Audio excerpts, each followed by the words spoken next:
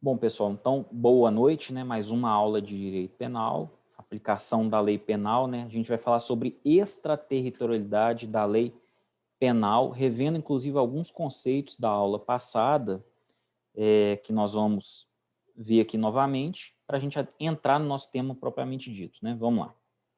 Ah lá, lei penal no espaço. A gente está falando de lei penal no espaço, é o princípio da territorialidade. Lembrando mais uma vez que a territorialidade é a regra, a extraterritorialidade é a exceção.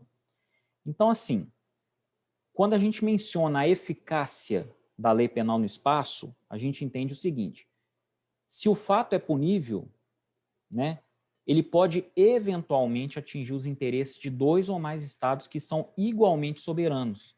Isso gera, então, um conflito internacional de jurisdição. Tá? O estudo da lei penal, então, no espaço, ele visa o quê? Apurar as fronteiras de atuação da lei penal nacional. Então, regra, territorialidade, aplicamos a lei nacional dentro do território nacional, independentemente do sujeito ser argentino, ser uruguaio, né? Isso aí é o menor dos nossos problemas. Então, o objetivo qual é? É delimitar as fronteiras de atuação da lei penal nacional e, ao mesmo tempo, evitar os conflitos internacionais de jurisdição, né, pessoal? Para não confundir, para que as leis, né, de dois ou mais estados não entrem em conflito, tá? Então, a territorialidade é a regra, ou seja, né, nós vamos aplicar a lei penal do local do crime. Não importa a nacionalidade do agente, da vítima ou até do bem jurídico. Não importa. O que importa é a lei do país, tá? Essa é a regra que, inclusive, consta no nosso artigo 5º do Código Penal. Ah lá, leitura do artigo 5º, ó. Aplica-se a lei brasileira sem prejuízo de convenções, tratados e regras de direito internacional ao crime cometido no território nacional. Essa é a leitura do artigo 5º, né? Então, crime praticado no território nacional, nós vamos aplicar a lei brasileira. Isso, obviamente, né, sem prejuízo das convenções, tratados e todas as regras de direito internacional, ok? Principalmente as regras internacionais de direitos humanos, né, que vão entrar na seara aí do direito penal. Vamos lá. Relembrando ainda o conceito da última aula, ainda dentro da territorialidade, né, nós temos a extensão do território nacional. Então, para os efeitos penais, consideram-se como extensão do território nacional as embarcações e aeronaves brasileiras de natureza pública ou a serviço do governo brasileiro, onde quer que se encontrem, bem como as aeronaves e as embarcações brasileiras mercantes ou de propriedade privada que se achem, respectivamente, no espaço aéreo correspondente ou em alto mar. Esse é o parágrafo 1º do artigo 5º. Agora eu vou falar com mais calma, mas é uma revisão. A gente estudou isso na aula passada. Então, para efeitos penais, pessoal, eu não estou mencionando aqui efeitos cíveis, administrativos, tributários, trabalhistas, previdenciários, seja lá qual for o ramo do direito. Eu não estou mencionando nenhum desses ramos, eu estou mencionando o direito penal. Então, para efeitos penais, considera-se como extensão do território nacional. Eu não estou falando que é o território nacional, é uma extensão do território nacional, tá? O que é uma extensão do território nacional? As embarcações e aeronaves brasileiras, tem que ser brasileira, tá? Não pode ser de outra nacionalidade, tem que ser de natureza pública ou que estejam pelo menos a serviço do governo brasileiro, tá? E aqui vale para o poder executivo, poder legislativo, poder judiciário, no âmbito da União, dos estados, do Distrito Federal e até do município, tá? Então, tem que ser uma embarcação de natureza pública ou que esteja a serviço do governo brasileiro. Um avião fretado, por exemplo, transportando o presidente da República ou o ministro da Economia, entendeu? Onde quer que se encontrem essas embarcações ou aeronaves, ali nós vamos considerar uma extensão do território brasileiro, tá? Independentemente de estarmos dentro do espaço aéreo de outro país ou águas de outros países, ou de outro país, tá? Independentemente. Numa aeronave brasileira ou que esteja a serviço do governo brasileiro, considera-se extensão do território brasileiro, tá? E que mais que é extensão do território brasileiro? As aeronaves e as embarcações brasileiras mercantes ou de propriedade privada, aquelas que estão transportando mercadorias, né? Ou que sejam de propriedade privada, um jatinho particular, por exemplo, um iate particular, né? Que se achem respectivamente no espaço aéreo correspondente ou em alto mar, ou seja, as aeronaves e embarcações brasileiras, né, de caráter mercantil ou de caráter privado que estejam navegando em águas internacionais ou sobrevoando o espaço aéreo internacional. Aí não está dentro de nenhum país, porque se esse avião brasileiro, mas que é mercante ou particular, estiver lá no território francês, por exemplo, sobrevoando, ou uma embarcação lá em algum rio francês, aí não tem mais o status de extensão do território nacional, porque você já está em outro país, já está no limite de outro país. Então, nesse caso, não tem extensão do território. Mas quando essas aeronaves ou embarcações estão em território que não é de ninguém, né? Águas internacionais ou espaço aéreo internacional, extensão do território brasileiro. E temos o parágrafo 2º também do artigo 5º ainda, né? É também aplicável a lei brasileira aos crimes praticados a bordo de aeronaves ou embarcações estrangeiras de propriedade privada, achando-se aquelas em pouso no território nacional ou em voo no espaço aéreo correspondente e estas em porto ou mar territorial do Brasil. Então, pessoal, olha só, aqui eu não estou falando que é uma extensão do território nacional. Eu estou mencionando que a lei brasileira, a lei penal brasileira será aplicada. Quando ela será aplicada, né? Nos crimes praticados a bordo de uma aeronave ou de uma embarcação estrangeira de propriedade privada. Por que o artigo fala de propriedade privada? Porque se for uma propriedade pública ou que esteja a serviço de um outro governo que não seja o brasileiro, ali vai ser considerado uma extensão do território daquele país. Se há uma aeronave argentina a serviço do governo argentino, por exemplo, aquilo é uma extensão do território argentino, mesmo no Brasil, a regra é a mesma. O que vale para nós aqui dentro vale para os outros que entram no nosso país. Por isso o artigo falou uma embarcação aeronave de propriedade privada, tá?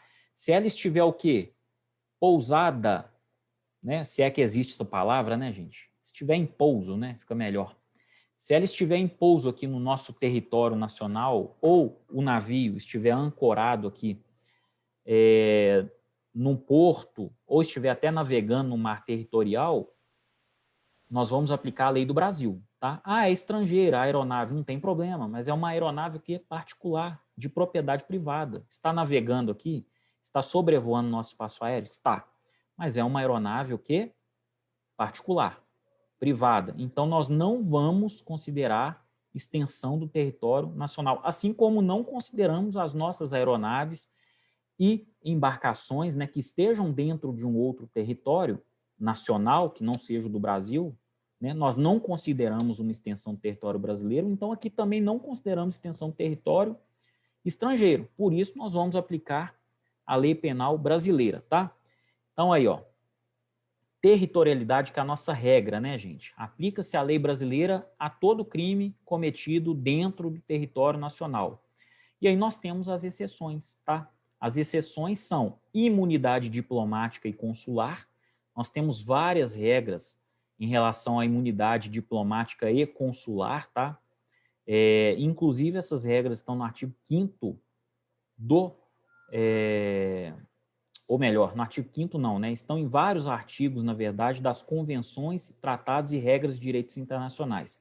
Os vários tratados, por exemplo, a Convenção de Viena, né? Que trabalha uma série de situações nossas, né? Temos também a imunidade parlamentar, no artigo 53, parágrafo 3º da Constituição Federal, tá? Nessa situação também, a imunidade parlamentar e da imunidade diplomática e consular, a gente vai estudar isso num outro momento, não agora, tá? Agora nós vamos estudar apenas a terceira exceção à territorialidade, que é a extraterritorialidade, regulamentada também no Código Penal, tá? O que é extraterritorialidade, pessoal? É a aplicação da lei brasileira ao crime cometido no exterior. Então, aqui eu não estou falando em extensão do território brasileiro. Eu estou falando que a lei brasileira vai ser aplicada fora do Brasil, dentro de outro território de outro país, tá? Agora, eu repito, imunidade diplomática e consular e imunidade parlamentar são temas para outras aulas, tá joia?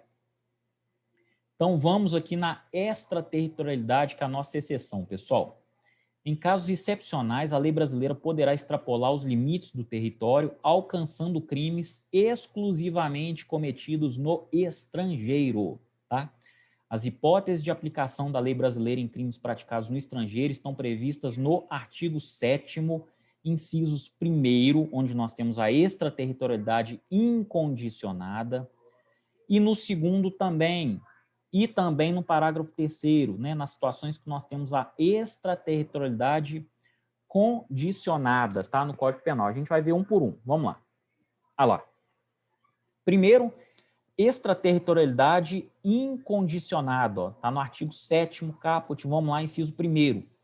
Ficam sujeitos à lei brasileira, embora cometidos no estrangeiro. Gente, eu não estou falando de extensão do território nacional. Eu estou falando que a lei brasileira é aplicada fora do Brasil. Isso é regra? Acontece todo dia? Não, de jeito nenhum. Isso é exceção. Exceção mesmo. Isso é 0,0001% dos casos, tá? Então, quando isso acontece? Né? Quando o crime é cometido contra a vida ou liberdade do presidente da República. Então, um homicídio tentado ou consumado em face do presidente da República, ou um crime contra a liberdade dele, uma extorsão mediante sequestro, por exemplo, do presidente.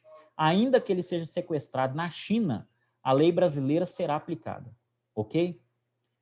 Outro crime, ó, contra o patrimônio ou a fé pública da União, do Distrito Federal, do Estado, de território, de município, de empresa pública, sociedade de economia mista, autarquia ou fundação instituída pelo poder público.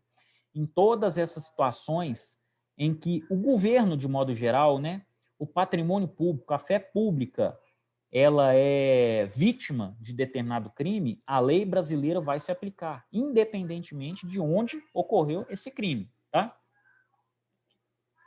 Contra a administração pública por quem está a seu serviço.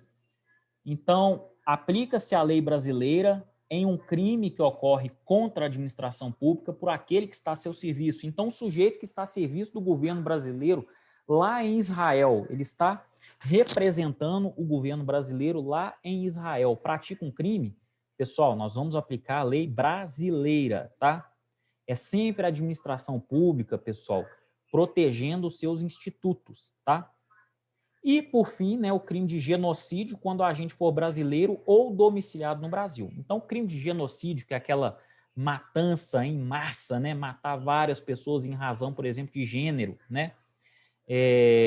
No genocídio, se ele for cometido por um brasileiro ou até mesmo um estrangeiro que mora no Brasil, né, um estrangeiro domiciliado no Brasil, nós vamos aplicar a lei brasileira, independentemente de onde ocorreu esse crime, qualquer país do mundo. Beleza?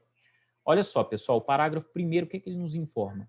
Nos casos do inciso 1º, que são esses que a gente acabou de ver, né, o agente é punido segundo a lei brasileira, ainda que absolvido ou condenado no estrangeiro. Olha só, o agente é punido segundo a lei brasileira, ainda que absolvido ou condenado no estrangeiro. Mesmo que ele tenha sido absolvido naquele país lá, na França, por exemplo, no Brasil, ele pode ser condenado perfeitamente, tá? Isso é uma hipótese, gente, de exceção ao princípio do non bis in idem. O que diz o princípio do non bis in idem? Nós não podemos, vamos colocar assim numa linguagem mais coloquial, culpar uma pessoa ou processar uma pessoa 2 vezes ou mais vezes, né, em razão de um mesmo fato. Então, o sujeito aqui, por exceção, pode responder 2 vezes em razão da mesma prática criminal. Ele vai responder lá na França, por exemplo, e aqui no Brasil, com as leis brasileiras. As leis brasileiras serão aplicadas. Ok? A gente tem a extraterritorialidade condicionada também. Essa foi a incondicionada. Não é preciso nenhuma condição para que esses crimes sejam julgados de acordo com a lei brasileira, tá?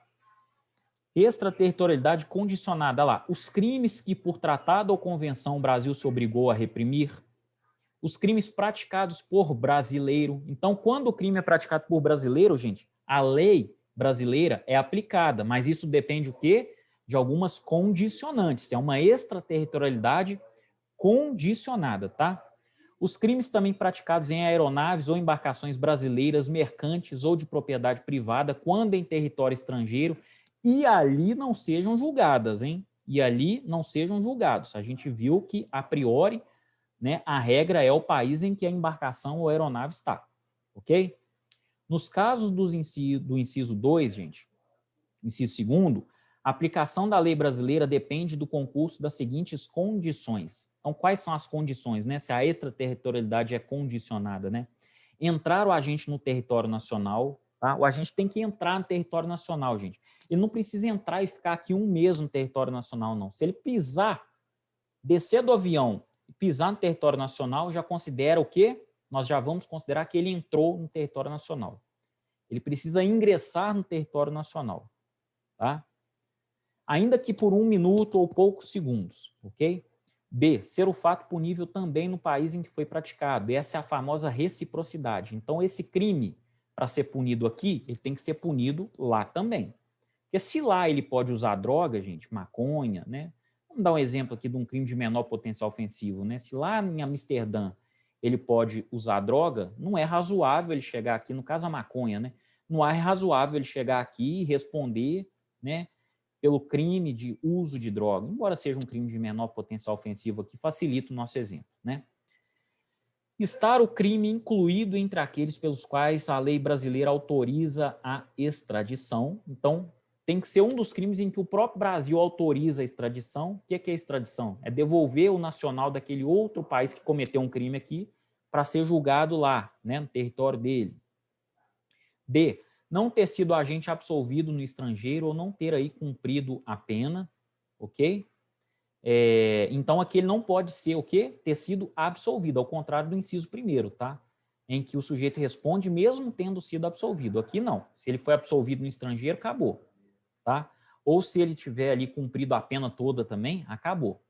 E, por fim, não ter sido agente perdoado no estrangeiro ou, por outro motivo, não estar extinta a punibilidade segundo a lei mais favorável.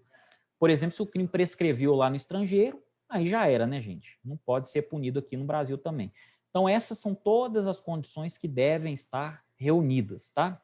E a gente ainda tem a extraterritorialidade hipercondicionada, porque essa depende de muitas condições. Olha só, a lei brasileira aplica-se também ao crime cometido por estrangeiro contra brasileiro fora do Brasil. Então, né, o crime cometido por estrangeiro contra o quê? Um brasileiro fora do Brasil, se reunidas as condições previstas no parágrafo anterior, ou seja, todas essas condições que a gente viu no parágrafo 2º, e ainda mais 2 condições. Quais são elas?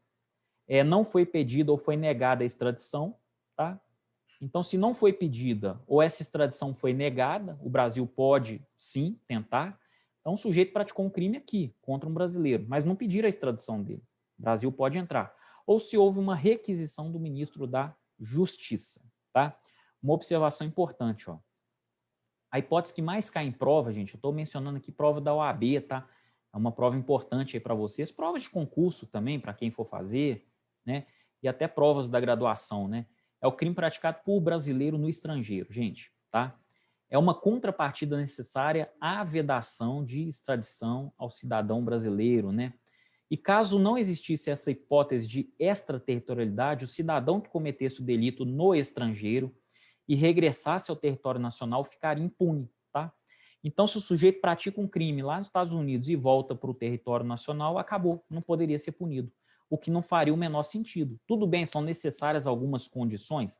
São necessárias, mas pelo menos a gente pode impor a lei de alguma forma, né?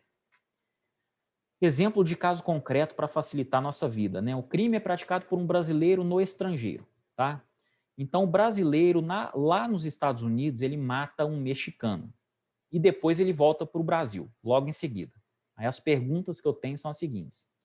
Esse é um caso de extraterritorialidade da lei penal brasileira? Sim, claro, né, de acordo com o artigo 7º, inciso 2º, B do Código Penal, ok? Então, nós vamos usar a lei brasileira, é a extraterritorialidade condicionada, tá? Precisa de algumas condições. E é exatamente essa pergunta 2, né? Qual é a espécie de extraterritorialidade, né? É a condicionada, pessoal. De acordo com o parágrafo 2º, é necessário, então, o agente entrar no território nacional. Ele praticou um crime aonde, gente? Nos Estados Unidos. Um homicídio, por exemplo, né? Ele mata um mexicano nos Estados Unidos e veio para o Brasil. O que tem que acontecer para a lei brasileira chegar nele? Ele tem que entrar no território nacional, ainda que ele entre e saia de novo, gente. Não tem problema. Ele responde à revelia, né? Ele responde à revelia, mas responde. Ele tem que ter entrado. Nada fala que ele tem que permanecer no território. A lei fala que ele tem que entrar. Então, entrou por 1 segundo é o suficiente. Mas, ser o fato punível também no país em que foi praticado, então o homicídio é punido nos Estados Unidos, a gente sabe, né? Estar o crime incluído entre aqueles pelos quais a lei brasileira autoriza a extradição, e a lei brasileira autoriza a extradição de um estrangeiro que praticou um homicídio aqui no Brasil para ser julgado no país dele de origem, tá? Não ter sido agente absolvido no estrangeiro ou não ter aí cumprido a pena. Então, se ele não foi absolvido lá nos Estados Unidos, ou então se ele até foi condenado, mas já cumpriu a pena, aí ele não pode cumprir aqui no Brasil, não, tá? Agora, se ele não cumpriu pena ou também não foi absolvido, ótimo. E por fim, letra E, não ter sido agente perdoado no estrangeiro, ou por outro motivo, né, não está extinta a punibilidade, segundo a lei mais favorável. Vamos supor que a prescrição lá ocorreria em 2 anos, aqui ocorre em 20. Aí o Brasil tenta punir ele daqui 3 anos. Acabou, gente. Qual lei que é mais favorável para ele? A prescrição brasileira ou americana? Americana, que é em 2 anos. Não é não, estou dando só um exemplo, tá, pessoal? Não é não. Mas vamos supor que é 3 anos, prescreveu, acabou. Né? Não pode mais. E por fim, pessoal, de quem é a competência para o processo e julgamento, tá? Em regra, é da Justiça Estadual. Todo mundo acha que é a Justiça Federal, né? Mas em regra é a Justiça Federal, estadual, desculpa. Estadual, tá? É a regra, não é a federal. Só será a Justiça Federal quando presentes os requisitos lá do artigo 109, parágrafo 4º da Constituição Federal, e que eu recomendo a leitura de vocês, para vocês saberem quando um crime é processado e julgado na Justiça Federal, tá? A competência territorial, pessoal, está no artigo 88 do Código de Processo Penal, tá? E vocês vão estudar isso com profundidade em direito processual penal, e de acordo com o artigo 88, né, é a capital do estado em que o agente mora ou morou no Brasil. Então, se o agente mora ou morou, por exemplo, aqui em Sete Lagoas, né, ele será julgado em Belo Horizonte, porque é a capital do estado onde ele mora ou morou, tá? E se ele nunca morou no Brasil, ele é um brasileiro, nós temos brasileiros natos que nunca entraram no Brasil, temos, né? Alguns brasileiros natos que não pisaram no Brasil. Então, se ele nunca morou no Brasil, aí vai ser a capital da República. Qual é a capital da República, pessoal? Brasília, tá? Isso é tudo que eu tinha para falar nesta aula. Vou interromper a gravação aqui. Muito obrigado a todos.